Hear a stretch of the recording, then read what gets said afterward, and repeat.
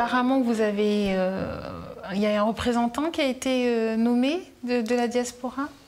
Non. Au niveau politique, on avait, comment on appelle, le chargé de mission de la diaspora. Mais nous, ce qu'on voudrait, quand on a donné cette occasion, c'est parti comment? Quand j'ai présenté le guide au gouvernement, hein, le gouvernement, donc les ministères sont venus, l'ambassade de France est venue, ils m'ont invité à l'ambassade de France pour dire que eux voudraient donner des moyens, parce que dans les nouvelles politiques de la coopération décentralisée, eux voudraient donner des moyens aux différentes diasporas africaines pour qu'ils investissent dans leur pays. Eux se disent que... Alors, quels moyens ils vous proposent? Voilà, les moyens financiers. Ça veut dire qu'eux se disent les crises qu'on connaît en Afrique sont avant tout économiques avant de devenir politiques. C'est-à-dire que si un pays marche très bien et que, bon, ça limite les tensions au niveau social, etc. Et j'ai dit à l'ambassade de France à l'époque, me donner des moyens comme ça en disant, oui, bon, voilà, c'est une référence. Voilà le financement déployé. Oui, les financements, ils ont proposé. C'est une référence de la diaspora centrafricaine. Ici, on vous donne les moyens pour que le projet de la diaspora passe par vous. Non, je ne vois pas les choses comme ça. Organisons-nous d'abord au niveau de la diaspora en créant des comités régionaux. Quelqu'un de Marseille, s'il a un projet, il n'a pas besoin forcément de venir à Paris. D'où l'idée que j'avais eue lors de cette préparation du forum, qu'on crée des commissions thématiques au niveau santé, éducation, entreprise, etc., pour que chacun dans son domaine amène son expertise, sa vue de son expérience à l'étranger, au pays. Alors, est-ce que vous avez un message à faire passer à la diaspora? À la diaspora, bon, c'était aussi une erreur. On a eu une expérience qui devait bien marcher, mais c'est nos divisions entre nous que le système en face en a profité pour nous diviser. Parce que nous on a organisé des rencontres ici, on a organisé des thèmes pour lesquels on devait aller à Bangui, dire, bon, voilà, nous, au niveau de la diaspora, nous servons des exemples qu'on a vus ailleurs, qu'est-ce qu'on peut faire dans notre pays, et on devait s'en tenir qu'à ça. Mais arrivé à Bangui, non. Certains sont laissés manipuler, et puis voilà. Et ce qui fait que ça a créé le découragement après. Quand nous sommes venus, aujourd'hui, il n'y a pas de suite. Donc, on a échoué aussi de ce côté. C'est par notre faute. Si un jour, on devait recommencer, bon... Vous y prendrez autrement. Il n'y a pas d'avenir sans regarder dans le rétroviseur du passé. Je dis, OK, on s'est trompé, qu'est-ce qu'on doit faire maintenant? Voilà. Si un jour, on nous donne cette occasion. Bon. Très bien. J'espère que la diaspora vous écoute et prendra la relève et se battra pour justement... Il n'y a pas de raison. Il n'y a pas de raison. Et c'est surtout aussi à nos gouvernants là-bas d'encourager nos diasporas. On ne peut pas demander à la diaspora de venir comme ça sans mettre le cadre juridique en place pour que la diaspora investisse au pays, s'intéresse à son pays. C'est aussi à nos gouvernants d'œuvrer dans ce sens. Heureusement qu'on a des gens comme vous.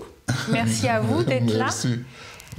Est-ce que vous avez autre chose à nous dire au niveau de l'économie centrafricaine pour qu'on puisse... Au niveau de l'économie centrafricaine, j'ai...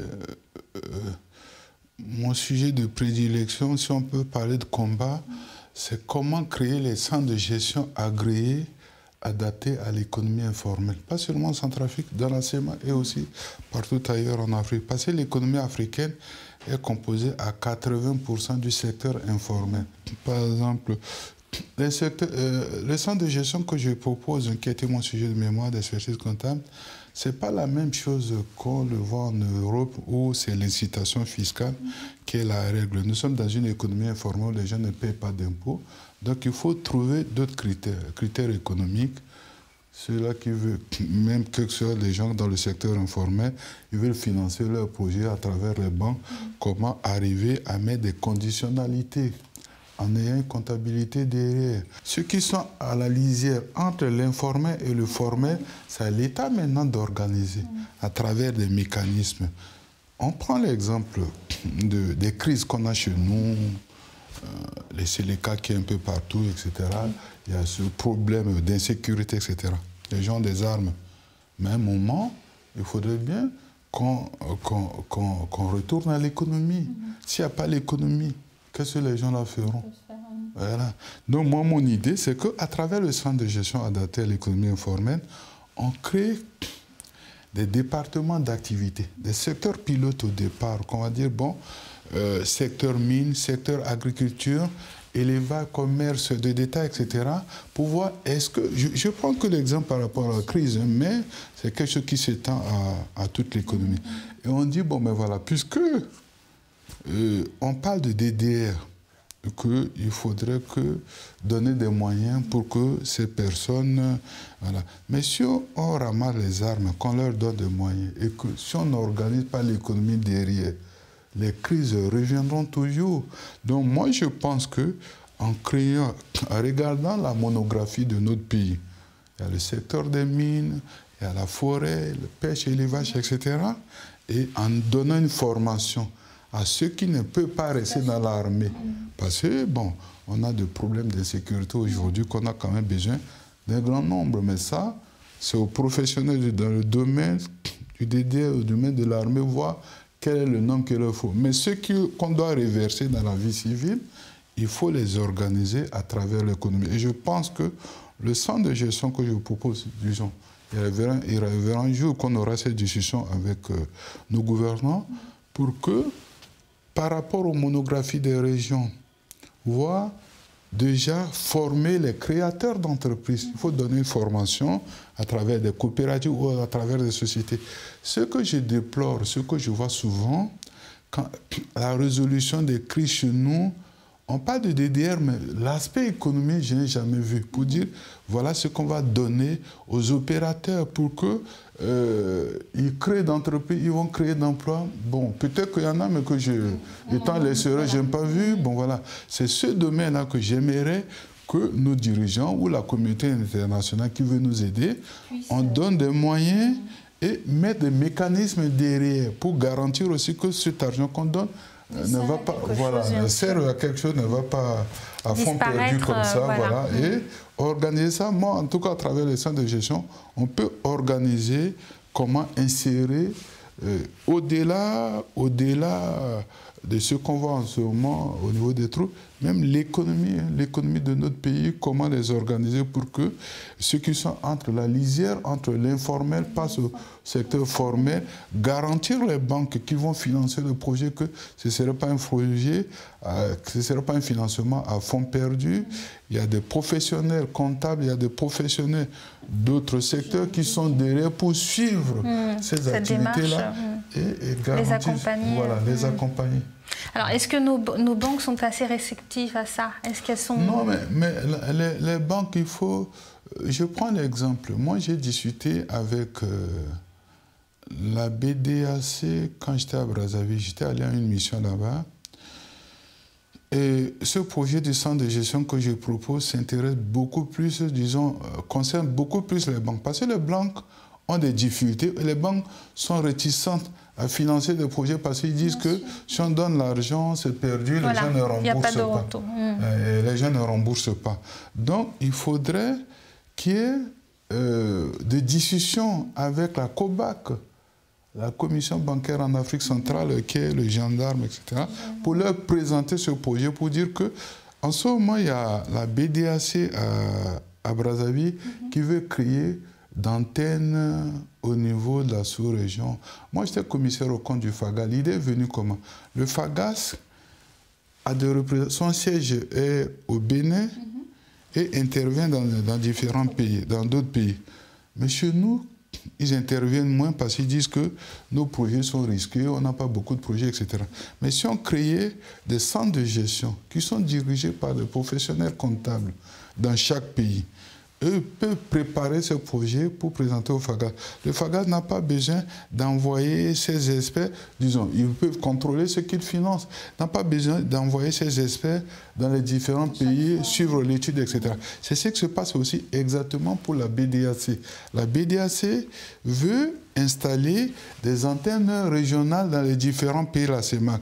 Ils ont commencé avec la Guinée équatoriale. Quand j'ai eu des discussions, des échanges avec les autorités de la BDAC, ils m'ont dit c'est une bonne idée.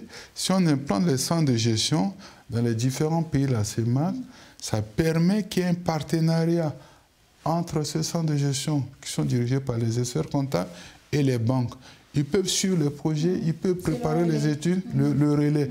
Ça réduit les coûts au niveau de la banque, qui vont, au lieu d'avoir un siège qui leur demande des moyens, d'expertise en nommant des cadres, etc. Non, c'est des professionnels. Voilà. C'est cette idée-là que j'ai proposée et que je suis en train de proposer à la CEMAC, outre le guide économique. On espère que ça va marcher. Maintenant nous, on propose, mais c'est aux dirigeants de décider. Voilà. S'ils ne le font pas, on serait toujours dans les mêmes difficultés. Donc, il faudrait quand même essayer quelque chose. Il faut avancer. On a besoin d'avancer. On discute, on dit si, ils ont leurs experts. Nous aussi, on vient là pour dire voilà comment faire. Et puis, on ne va pas faire comme ça. Il faut commencer par un centre pilote. Un centre pilote, un centre expérimental pour voir déjà le résultat que ça donne avant de généraliser. Ils pourront se dire, bon, bah, finalement, ça fonctionne. Bon, il y a certains pays qui sont proposés d'être le centre pilote. Donc, j'attends la réponse que les autorités de la CEMAC vont donner pour voir ce qu'on fait. Mais en attendant, c'est des projets que j'ai souvent proposés à notre pays. Mais ils sont là, personne ne bouge. Ils disent qu'ils veulent créer des centres de gestion. Mais tu ne vois pas l'avancée. Quelqu'un quand même qui a d'expertise, d'expérience dans ce domaine qui vous propose sans rien demander en retour, non, les gens sont là. C'est dommage. Voilà. C'est ça qui nous décourage. Je pense que c'est les autres qui vont vous prendre et... Bon, ils prennent les idées, mais ils ne réussiront pas toujours. Mais bon, dommage. En tout cas, je l'ai proposé plusieurs fois à notre pays. Bon, j'y crois. Je pense que... Espérons. On lance un message à notre gouvernement. Votre rôle aujourd'hui aussi, c'est ça. C'est-à-dire qu'à travers ce moyen que vous donnez, ce moyen de communication, ça permet aussi à la diaspora de communiquer avec notre pays pour que quand même les gens à réfléchir et prendre aussi leurs responsabilités. Bien sûr. Est-ce que vous avez un bilan à nous faire un peu de tout ça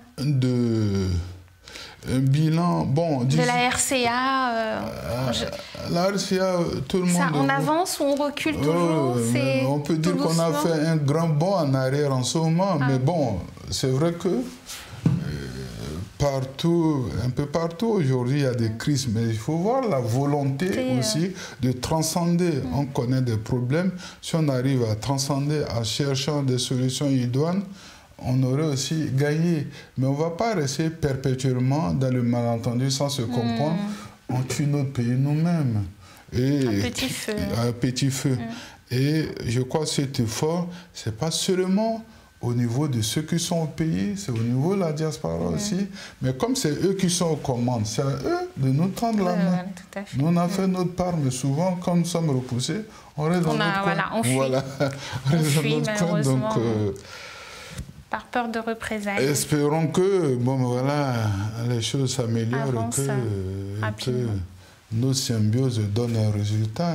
Symbiose diaspora, gouvernant le pays, les opérateurs économiques, on avait un résultat dans l'intérêt de notre pays. Quand vous prenez l'exemple de certains pays, le Mali, qu'on prend en exemple, etc., mais c'est des gens que, à travers leur diaspora, quand ils veulent signer des accords avec la France, le gouvernement malien va d'abord demander qu'est-ce que pense la diaspora. Est-ce que ça correspond à vos besoins? Est-ce que ça correspond? Et ils comme avancent. Ça, ils avancent. Ils sont à l'écoute. Nous, là-bas, non, on nous impose que des choses. On n'a pas de mots à dire. Voilà, c'est ça.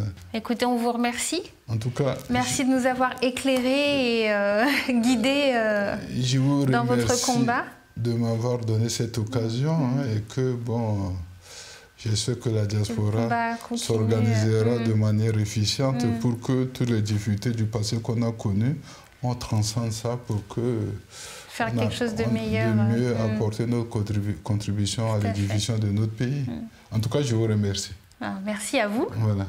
Notre entretien se termine. On vous retrouve très vite sur www.bangiewood.com pour d'autres interviews et n'hésitez pas à nous laisser vos commentaires. À très bientôt. Au revoir. Merci.